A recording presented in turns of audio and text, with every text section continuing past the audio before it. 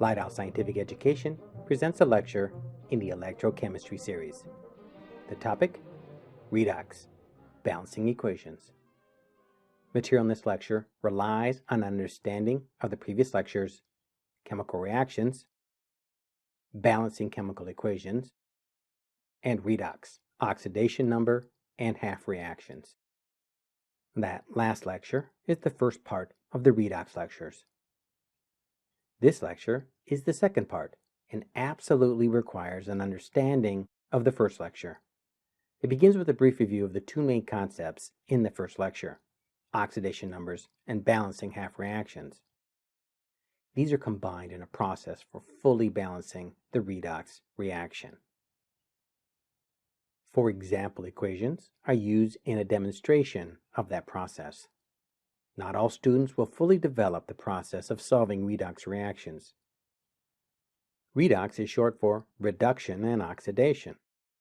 Reduction refers to the gain of an electron or electrons. Silver ion can gain 2 electrons and become the element silver. Oxidation refers to the loss of an electron or electrons. The element copper can lose 2 electrons and become a copper ion. Gaining electrons has electrons as a reactant, and losing electrons has electrons as a product. An oxidizing agent is a chemical that causes oxidation in another substance. Oxidizing agents are caused by being reduced in the reaction. Reduction is gain. In the reaction above, the silver ion and the copper ion are oxidizing agents. A reducing agent is a chemical that causes reduction in another substance. Reducing agents cause gain by being oxidized in the reaction. Oxidation is loss of electrons. In the reaction above, the silver and copper metals are reducing agents. The first major review topic is the oxidation number, abbreviated OX number sign. It can be more or less defined as the number of electrons that an atom either gains or loses when it forms a chemical bond with another atom. It is also defined as the charge an atom would have if its electrons in its bonds belong completely to the more electronegative atom. The oxidation number is also called the oxidation state, and every atom in a compound can be assigned an oxidation number or oxidation state. 2 reference panels were covered in the previous lecture that outline the parameters of getting oxidation numbers. The elemental form of an atom always has an oxidation number of 0. The oxidation number of a monatomic ion, an ion with only one type of element, always equals the charge on the ion. The oxidation number of fluorine is always -1. For oxygen, it is usually -2. In a compound, the hydrogen atom usually has an oxidation number of 1. In metal hydrides like calcium hydride, the hydrogen has an oxidation number of -1. The other important thing to keep in mind when determining oxidation numbers is that the sum of the oxidation numbers of atoms in a neutral compound is 0. Neutral compounds have a net charge of 0, and the oxidation numbers will have to reflect that neutrality. Contrast that with the sum of the oxidation numbers of atoms in a polyatomic ion, being equal to the charge on the ion. With these 2 panels, the oxidation number of most atoms in most compounds covered at this level of chemistry can be reasoned out. The other major review topic is the half reaction. Each redox reaction can be broken down into 2 half reactions. It is still one reaction, but written in 2 partial equations. The base for breaking the reaction down into half reactions is how the oxidation numbers of an element change as it goes from reactant to product. In a redox reaction, if the oxidation number of an atom or ion goes up, the atom or ion is oxidized. Oxidation is loss. If the oxidation number of an atom or ion goes down, then the atom or ion is reduced. Reduction is gain. Using the full silver-copper equation as an example, assigning an oxidation number for each species in the reaction shows that in moving from reactant to product, the oxidation number for silver decreases from a +2 to 0. That is going down. And this is the reduction part of the reaction. Take out just those species and establish a half reaction. As for the copper, in going from reactant to product, the oxidation number increases from 0 to a +2. That is going up and has this as the oxidation part of the equation. Pull the copper out and establish a half reaction. Ultimately, these two half reactions are going to be recombined, but they have to be balanced first. Balanced here means balanced atoms, electrons, and charge.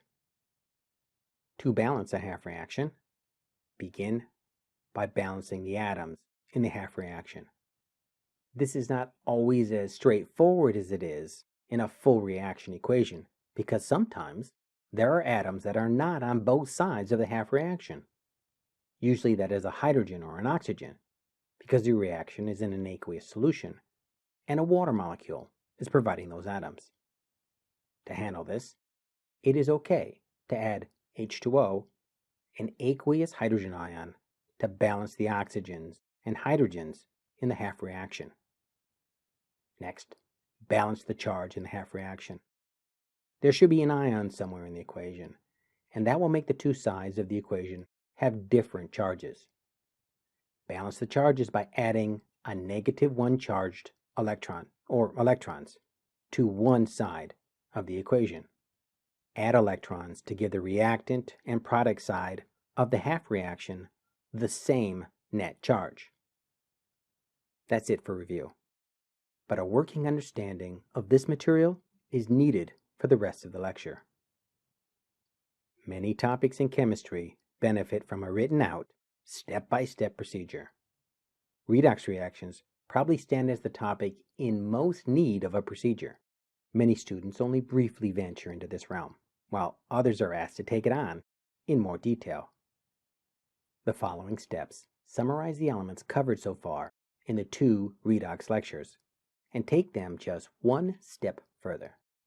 As such, solving a redox reaction is really solving a set of smaller problems and then combining them into a final solution. Remember, these steps are a process for getting an answer. They are not a description of the actual chemistry. The first step is to write the net ionic equation for the reaction. Not always a required step, but one that cleans up the reaction before the heavy work starts. The first of the smaller problems is getting oxidation numbers. Each atom in the reaction will be assigned an oxidation number. Importantly, that means each element on each side of the reaction. Using those numbers, determine which atoms are oxidized, that is where the oxidation number goes up, and which are reduced, that is where the oxidation number goes down. The examples will show it to be mostly based on common sense. The next smaller problem is to separate out the compounds into half reactions. Write out an oxidation and a reduction half reaction based on what was determined in step 3. Balance the atoms in the half reaction. For those students attempting more advanced problems, that might include adding water, an aqueous hydrogen ion, to balance oxygens and hydrogens under acidic conditions. Once atoms are balanced, balance the charge in the half reaction. Essentially, add electrons to one side of the half reaction. The 2 half reactions of a full reaction will add the electrons to opposite sides of the reaction. One will have the electrons added to the reactant side, while the other adds them to the product side. The new component to the procedure is preparing the 2 half reactions to have the same number of electrons. Redox reactions are the transferring of electrons. The number of electrons lost is the same number of electrons gained. When the half reactions have different numbers of lost and gained electrons, multiply one of the half reactions by a whole number. This becomes clearer with the example problems. When the number of electrons are equal, combine the half reactions. Cancel out the electrons. Double check that the atoms in charge are balanced. This multi-step process can be broken down into 3 smaller problems. Get oxidation numbers. Form and balance half reactions. Combine half reactions such that electrons cancel, and double check. A small subset of students will be asked to do this under both acidic and basic conditions. This involves a couple extra steps and is really quite an advanced topic. The extra steps are the same ones used with the balancing half reactions in the previous lecture. To each side of the reaction, add a hydroxide ion for each hydrogen ion. On one side, combine the hydroxide ions and the hydrogen ions into water. Cancel excess waters. 4 example problems are offered. They get progressively more difficult. Multiple viewings may be in order. The first example problem is at the basic level of difficulty for a redox balancing problem. Aqueous sodium bromide interacts with chlorine gas to form aqueous sodium chloride and bromine liquid. We can begin the process by getting the equation into net ionic form. It is not an absolute requirement because there's balancing later on, but doing the balancing here does make it a bit easier. The sodium bromide and the sodium chloride both readily dissolve into ions in water and can be shown in their aqueous ionic form. The sodium ion is a spectator ion and can be removed. While it's not required to balance atoms at this step, it does make things easier. To balance bromide and bromine, add a 2 in front of the bromide. To balance the chlorine and chloride, add a 2 in front of the chloride. That cleans the reaction up and gives us a little less to do. Now, to determining oxidation numbers. 2 helpful references from earlier say that the elemental form of an atom always has an oxidation number of 0. Also, if the ion is monotonic, then assign an oxidation number that is equal to its charge. First, to the elemental forms. Cl2 is the elemental form of chlorine at room temperature. The chlorines in Cl2 therefore have an oxidation number of 0. Br2 is the elemental form of bromine at room temperature. It is one of only 2 elements that are a liquid at room temperature. The bromines in Br2 will also have an oxidation number of 0. Next to the ions. Bromide has a charge of -1. It should therefore have an oxidation number of -1. The coefficient 2 plays no role in getting an oxidation number. It only means that there are 2 bromide ions with a -1 oxidation number. Chloride, with its -1 charge, also gets a -1 oxidation number. So far, so good. With the oxidation numbers in hand, we should be able to tell who is getting oxidized and who is getting reduced. Earlier in the lecture, we saw that if the oxidation number of an atom or ion goes up, the atom or ion is oxidized. Oxidation is lost. If it goes down, then the atom or ion is reduced. Reduction is gained. So for bromide and bromine, as the reaction proceeds, its oxidation number goes from -1 to 0. Going from -1 to 0 is increasing. This part of the reaction is oxidation. For the chlorine chloride, the oxidation number goes from 0 to -1. That's going down. That puts this part of the reaction as reduction and finishes the first smaller problem of the final solution. The next step is writing out half reactions. The key here is to let the equation of the reaction be our guide. Just including the reactant bromide and the product bromine has this as the oxidation half reaction. Just including the reactant chlorine and the product chloride has this as the reduction half reaction. Our focus in this step is solely the division of the whole reaction into half reactions. Balancing atoms is the next step. And now we benefit from balancing the net ionic equation in the first step. If there were extra oxygens and hydrogens to deal with, we would need to do additional balancing, but that is not the case. Both of the half reactions have balanced atoms. What about charge? Now, we should not expect the charge to be balanced, since electrons are being transferred. Taking a look at the bromide equation, what is the net charge on the reactant side? Well, there are two -1 ions, which yield a net charge of -2. As for the liquid bromine, it is a neutral compound. It has no charge. The way to balance charge in this process is to add negatively charged electrons. But how many and to what side of the equation? The answer is really an arithmetic problem. Adding a -2 to the product side gives it a net charge of -2.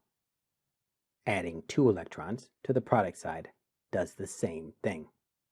The chlorine half reaction has the opposite problem.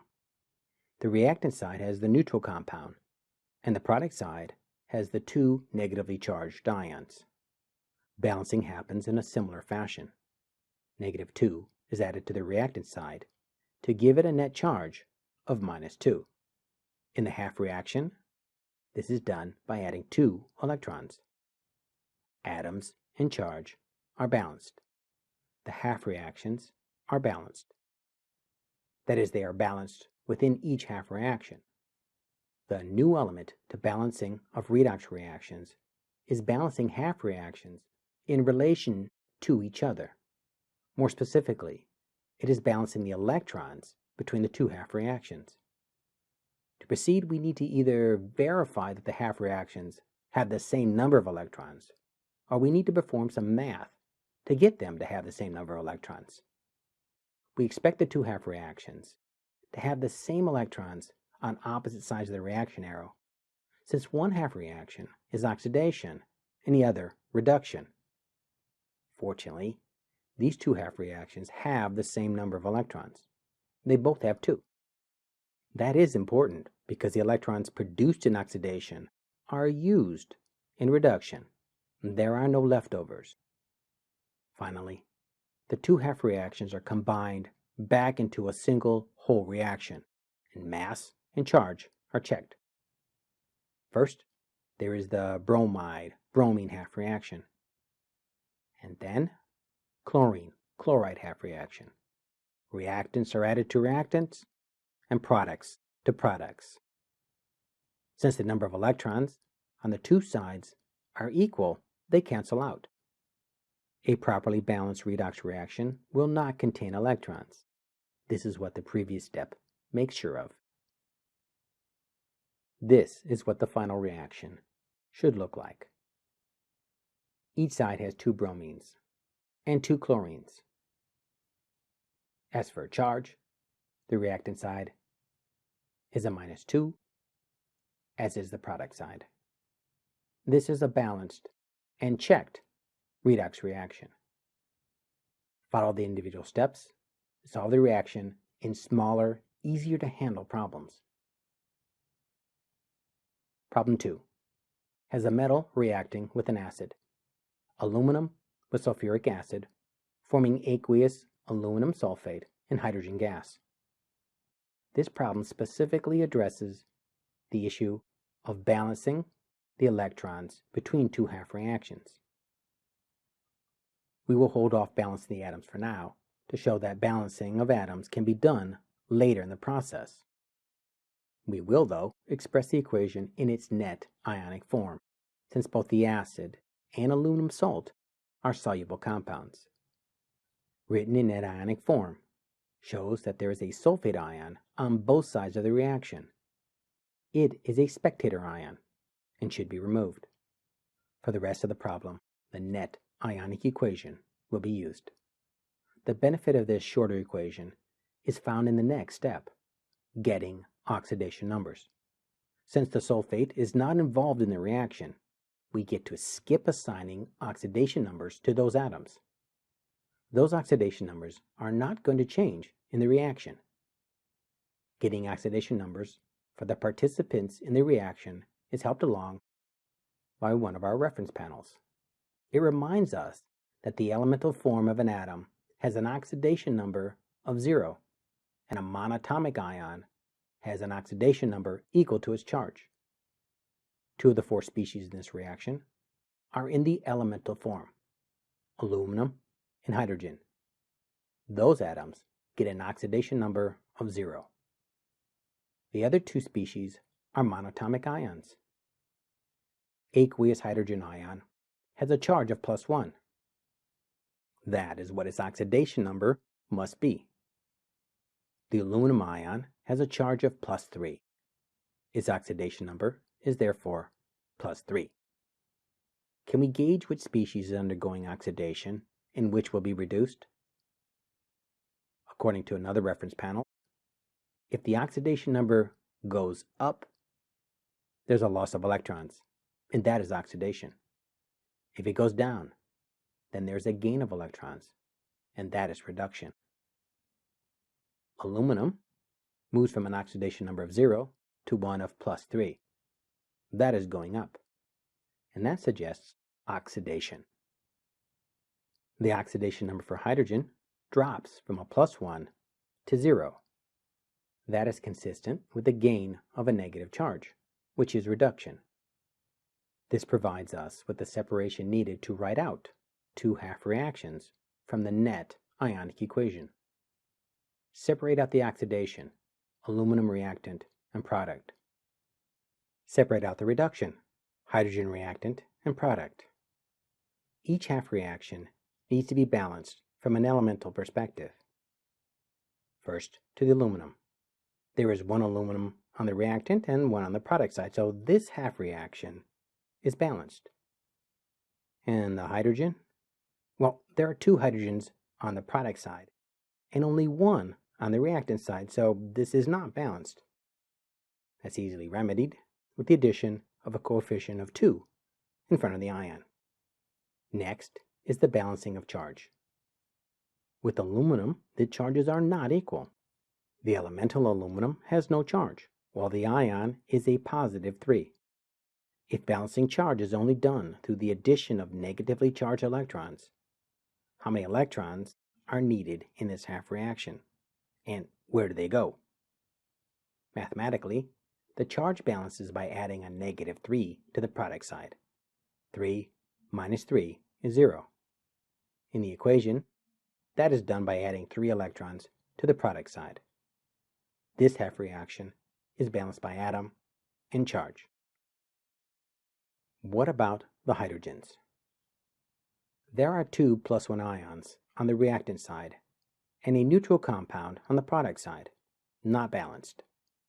The math argument here is to add a -2 to the reactant side. 2 minus 2 is 0. In the half reaction, that means adding 2 electrons to the reactant side. Now comes a new component to the process. To combine half reactions, they need to have the same number of electrons. Is that the case here? No, it is not. The aluminum half reaction needed 3 electrons to balance charge, whereas the hydrogen half reaction only needed 2. How do we get these 2 different amounts to equate? It's going to take some multiplication. One way to think about the problem is to treat the 3 and the 2 like they are denominators in a fraction addition. To add fractions requires a common denominator, that is the lowest common multiple. If one of these values is not the lowest common multiple, which is the case here, then the next easiest way to get one of those is to multiply the two denominators together. 3 times 2 is 6. 6 is a common denominator. It is also the number of electrons that we need to get our two half reactions to have in order for them to be equal. Starting with the aluminum. How do we get 3 electrons to be equal to 6? Multiply by 2. And it's not just the electrons that need to be multiplied by 2, because just increasing the number of electrons would throw off the charge balance. Multiply the entire half reaction by 2. Everything is doubled. That will preserve the atom in charge balance. It will produce a larger equation, but not one that is fundamentally different. Let's put this newer version of the equation in the half reaction section. And how do we get 2 electrons of the hydrogen half reaction to become 6? Multiply the entire half reaction by 3. Everything is tripled. There are now 6 electrons in this half reaction. Replacing the old half reaction with this new modified one shows the two half reactions to be balanced in atoms, charge, and electrons. So we see that balancing half reactions that are not initially balanced in electrons can be done by multiplying one half reaction by the number of electrons in the other half reaction, and vice versa. The final step is to recombine the half reactions into a whole net ionic equation and check to see that we have done the process correct. First, to the reactants. There is the 2 aluminums from the oxidation half reaction, and the 6 hydrogen ions and 6 electrons from the reduction half reaction. For the product, there are 2 aluminum ions and 6 electrons from the first half reaction, and 3 H2s from the second half reaction. At this point, we better be able to completely cancel out electrons. Balanced redox equations do not have extra electrons. The final reaction looks like this. Atoms are balanced, 2 aluminums, 6 hydrogens on each side. Charge is balanced. Each side has a +6. Lots of steps in this one, but we tackled it using a procedure, one small problem at a time. Problem 3. This time the equation is given in net ionic form. Thiol sulfate interacts with hypochlorite to form the chloride ion and the tetrathionate anion. The issues addressed in this problem are oxidation numbers, sometimes they come out as fractions, and balancing atoms. Both of these issues are more advanced examples of their concepts and might not be required understanding for all students. Verify what is expected of you. And let's jump into assigning oxidation numbers. Calling back the reference panel that highlights the oxidation number for elements and monatomic ions, only one species in this reaction fits these descriptions, the chloride ion. It is a monatomic ion with a charge of -1. That must be its oxidation number. The other species in the reaction are polyatomic ions. Getting oxidation numbers for atoms in these ions will take more understanding and more work. In the oxidation number section of this and the previous lecture, we listed some oxidation numbers for particular elements that are helpful when dealing with compounds and polyatomic ions. Specifically helpful are the oxidation numbers usually assigned to oxygen and hydrogen. That is a -2 and a +1 respectively. The other bit of useful information deals with the sum of the oxidation numbers. In a neutral compound, the sum is 0, and in a polyatomic ion, it is the charge on the ion. In this problem, the remaining species are polyatomic ions, so the summation of oxidation numbers in those ions has to be the same as the charge. Starting with the reactant side, what is the oxidation number of the sulfur in thiol sulfate? In practice, we have to get an oxidation number for all the atoms in a compound, like we did in the previous lecture, The atoms of the thiosulfate are written out explicitly, 2 sulfurs and 3 oxygens. According to the reference panel, oxygen usually gets a -2 oxidation number. Thiosulfate has 3 oxygens and will need 3 -2s.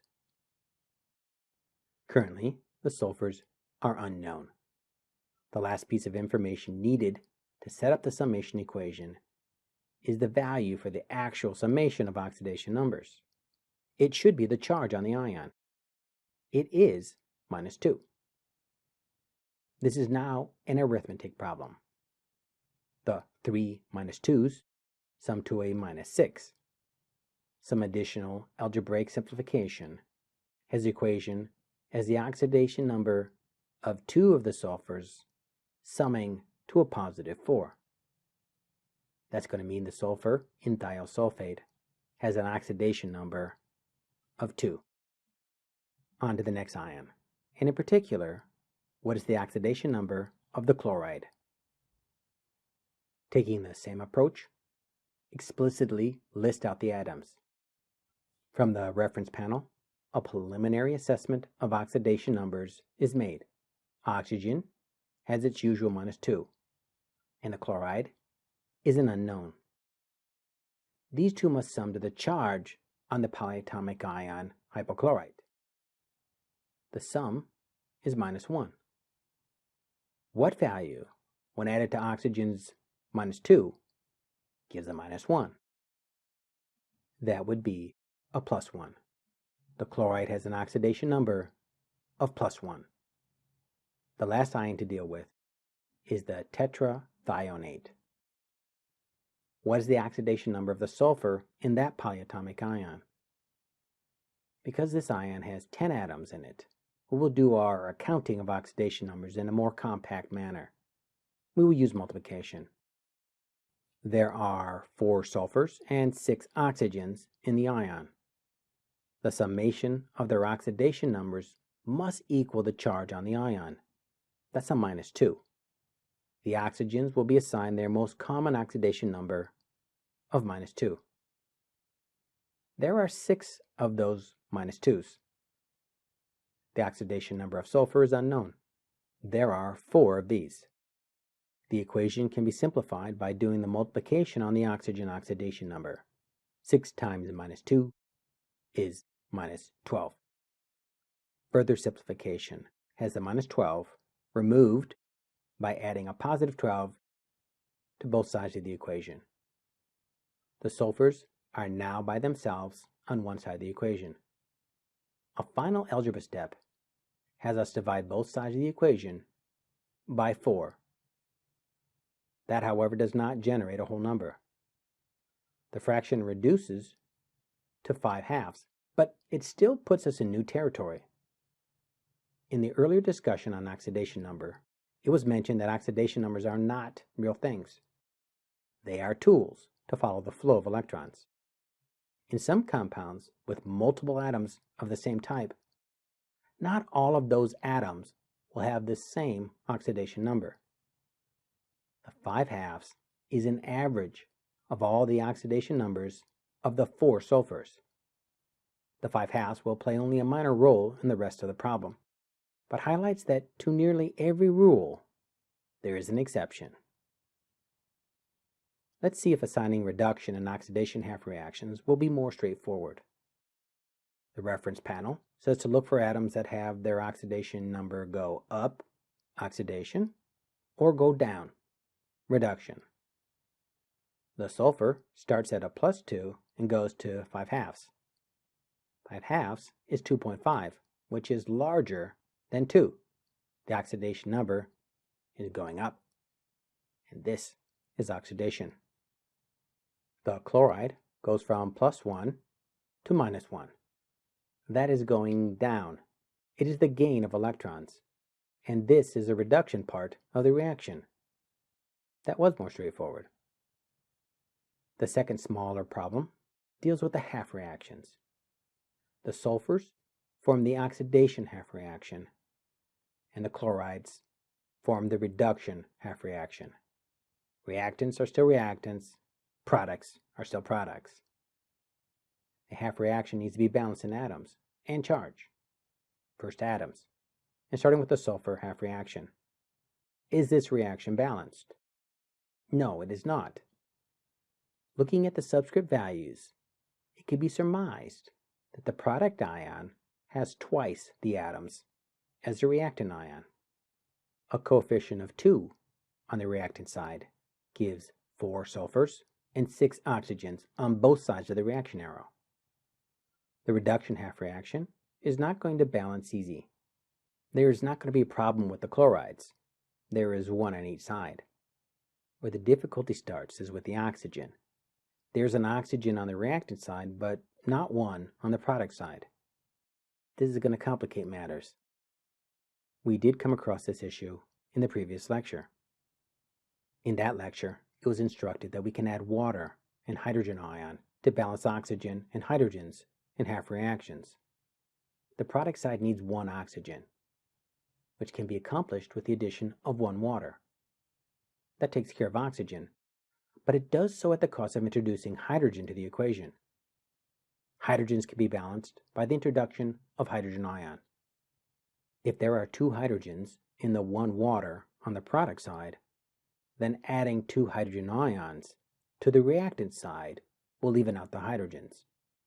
Now, both half reactions are balanced by atom. What about charge? Is the sulfur half reaction balanced on charge? There are 2 -2 ions on the reactant side for a summed charge of -4, but only the single -2 charge on the product side. To get these charges equal by only adding more negative charge, those would be electrons, add a -2 to the product side. In the equation, that is done by adding 2 electrons.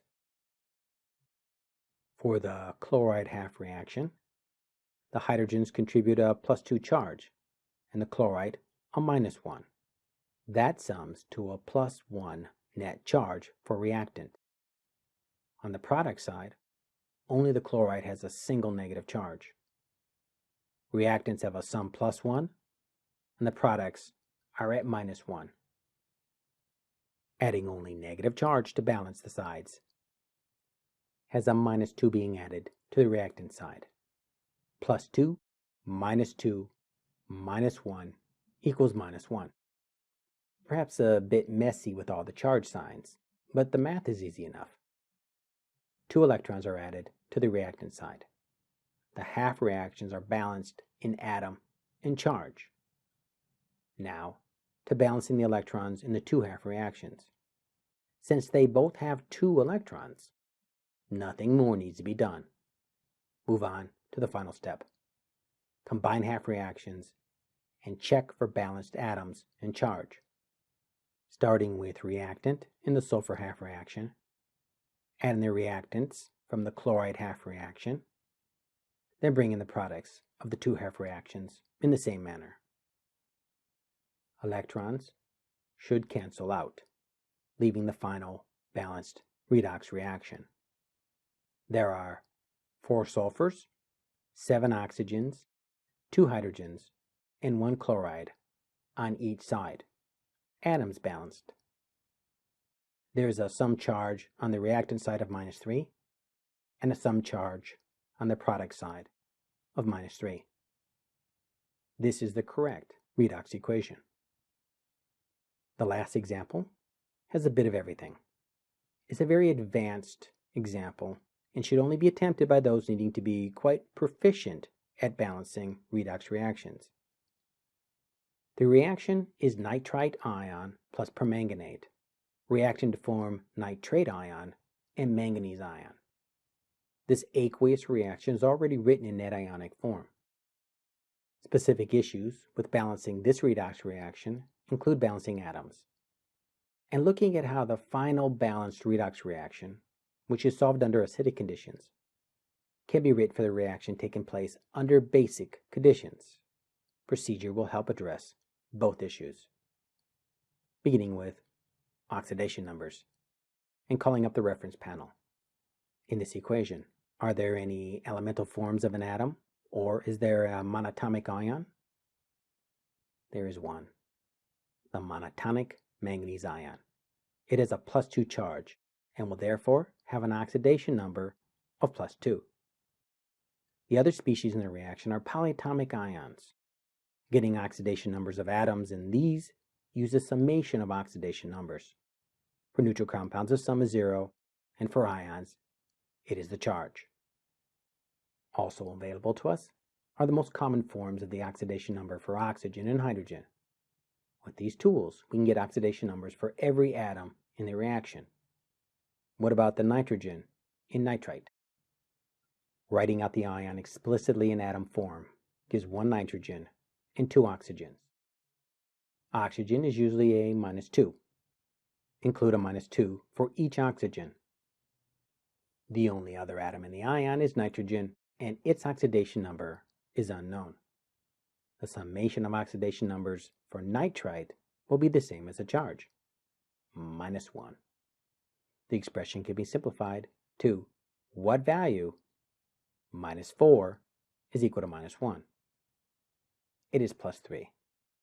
The oxidation number of nitrogen in nitrite is 3. How about the manganese in permanganate? That is 1 manganese and 4 oxygens.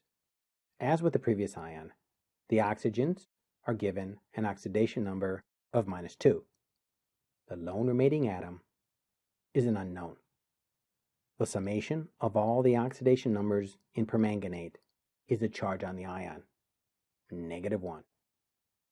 The 4 -2 values can be added together to get a -8. What value, -8, yields a -1? That would be a +7. The last set of oxidation numbers is for the nitrate, 1 nitrogen and 3 oxygens. The nitrogen is the unknown, and the oxygens get their customary value of -2. The summation of oxidation numbers is -1, just like the charge on the nitrate. The 3 -2s of the oxygen sum to -6. What value, -6, is equal to -1? A +5 will do that. With oxidation numbers assigned, move to identify the atom or ion that is being reduced and the one that is oxidized. Basically, find which atom has its oxidation number go up and which one has it go down. Nitrogen goes from a +3 to +5, as the nitrogen goes from nitrite to nitrate.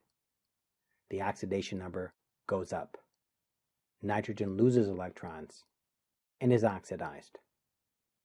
The manganese goes from a +7 to a +2. That is going down in oxidation number. It is gaining electrons. It is reduced. That's enough information to generate half reactions. There's the oxidation portion that has nitrogen losing electrons, and the reduction portion that has manganese gaining electrons. Are these half reactions balanced for atoms? No, both have unbalanced oxygens. Starting with the nitrogen half reaction. The nitrogens are balanced, 1 per side, but there is 1 more oxygen on the product side than the reactant side. What are our options? Well, we can add a water to balance oxygen and hydrogen ion to balance hydrogens. This implies that the reaction is taking place under acidic conditions. Adding a single water to the reactant side gets that side to have 3 oxygens. Oxygens are balanced, but at the cost of needing to now balance hydrogens. There are 2 hydrogens on the reactant side, which can be balanced by adding a couple hydrogen ions to the product side. 2 hydrogens, 3 oxygens, and 1 nitrogen on each side. That takes care of the first half reaction. And the second half reaction? How do we handle those 4 oxygens on the reactant side? What can be added to the product side to give it 4 oxygens? Why, 4 waters will do the trick, but at the cost of adding 8, 4 times 2, hydrogens. Hydrogens balance easy. Just add the needed quantity as hydrogen ion to the opposite side.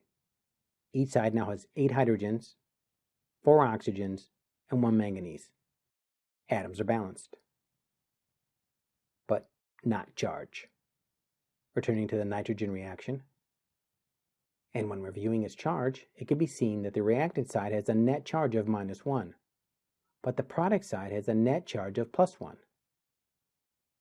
-1 does not equal +1. To balance the math, by adding a negative number requires a -2 to be added to the +1 product side. It's just arithmetic. In the equation, adding a -2 is done by adding 2 negatively charged electrons.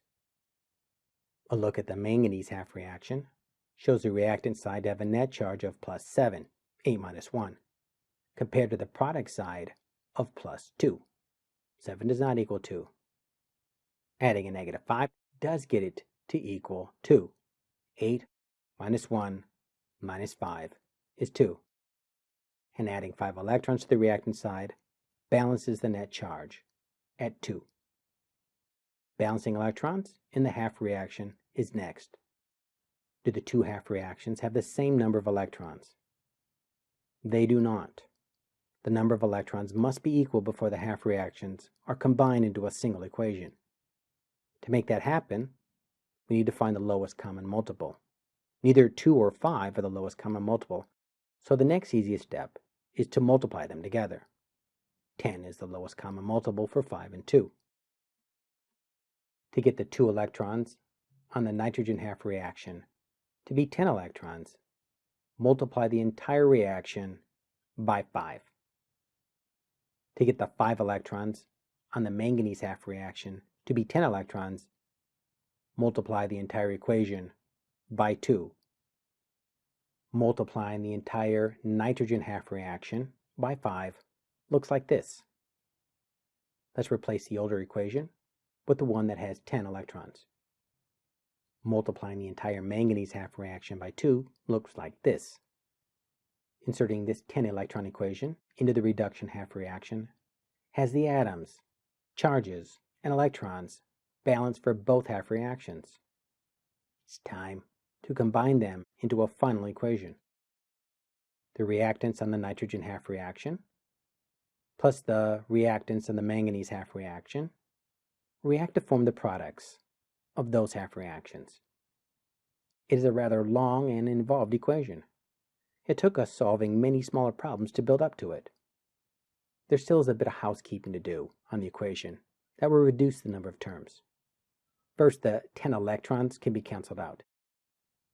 If our equation did not have equal numbers of electrons on opposite sides of the equation, then we would have made a mistake somewhere. A closer look at the equation shows there to be hydrogen ions on both sides of the reaction, and in unequal amounts. The final equation should only have the ion on one side. Some canceling is in order. The 10 hydrogen ions on the product side cancel out with 10 hydrogen ions on the reactant side, which leaves just 6 hydrogen ions. Same type of argument can be made with water. Water is found on both sides of the reaction. The 5 waters on the reactant side cancel out with 5 waters on the product side, leaving just 3 waters. Removing and consolidating has this as the final redox reaction. Atoms are balanced, and each side has a net charge of -1. This is the correct expression for the reaction occurring under acidic conditions. For completion's sake, we will ask an advanced concept question. What is the final redox equation if the reaction takes place in a basic solution? This process was first covered in the previous lecture.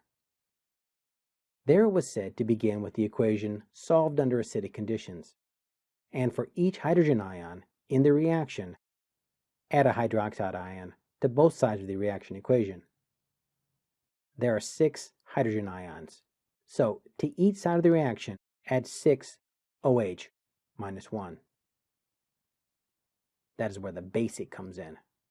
The second step is to combine the hydroxide and hydrogen ions together into water. This combination is the formation of water as discussed in the pH and titration lecture, and it should only occur on one side of the reaction. only the reactant side is there both hydroxide and hydrogen ions. There are 6 of each, which will combine to produce 6 waters.